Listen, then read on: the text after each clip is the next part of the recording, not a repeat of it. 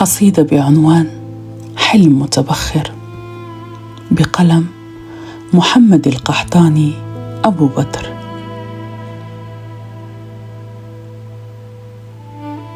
في خاطري شيء، حروف وفتح وكسر وضم وقاموس أعجم.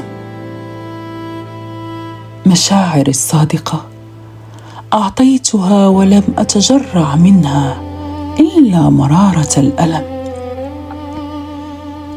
أقبلت إليها مخفيا شوقي إليها، ويا ليتها لم تكن مجرد شخطة قلم.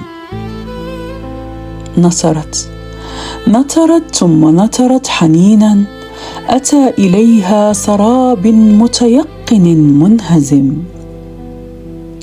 عشت في كنفات ظلام معتم، ولم أشعر أنه كان أضغاث أحلم. الرسام يرسم لوحة لخيال من أحب، ثم يمسح ما قد لون ورسم. قلب استولت عليه، أخذته وقسمته إلى قسمين، ويا قمة الظلم.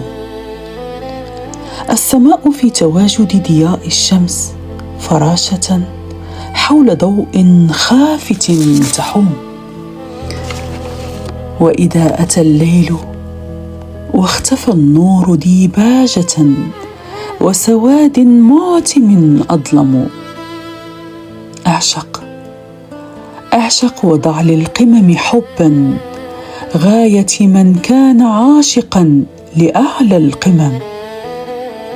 حبيبتي، ويا من كنت في خيال نائم حلم ثم استيقظ وتيمم.